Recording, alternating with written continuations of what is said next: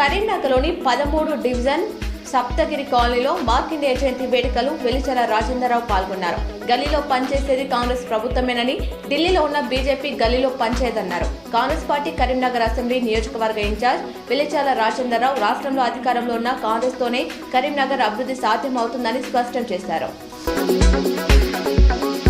Municipal ఎన్నికల నేపథ్యంలో మంత్రులు పూరా బాట పట్టారు. ధర్మపూర్లో డిప్యూటీ సీఎం బట్టి విక్రమార్కతో పాటు మంత్రులు తుమ్మల నాగేశ్వరరావు, అడ్డూరి లక్ష్మణ్ కుమార్ పర్యటించి సుమారు 250 కోట్లతో చేపట్టే వివిధ అభివృద్ధి పనులకు శంకుస్థాపన చేశారు.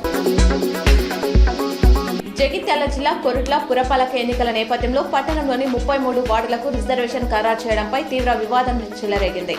కొన్ని వార్డులకు అన్యాయం జరిగిందంటూ 7వ వార్డుకు చెందిన గుద్దేటి రాజేందర్ అర్బన్ కాలనీలో మీడియా సమావేశం నిర్వహించి వార్డు రిజర్వేషన్ పై కలెక్టర్ స్పందించండి అని ఆయన కోరారు. ఈ నెల 25న నిర్వహించనున్న జాతీయ ఓటర్ దినోత్సవం విజయవంతం చేయాలని జిల్లా కలెక్టర్ పమేల సత్పతి అధికారులను ఆదేశించారు. జాతీయ ఓటర్ దినోత్సవ వేడుకల నిర్వహణపై కలెక్టరేట్ కాన్ఫరెన్స్ హాల్లో అధికారులతో సమావేశం నిర్వహించారు. తెలంగాణ రైజింగ్ లో భాగస్వామ్యం కావాలని పారిశ్రామికవేత్తలను ఆహ్వానించిన మంత్రి శ్రీధర్ బాబు 2047 నాటికి దేశ జీడీపీలో తెలంగాణ వాటాను 10% పెంచాలన్నదే తమ సంకల్పమని వెల్లడించారు.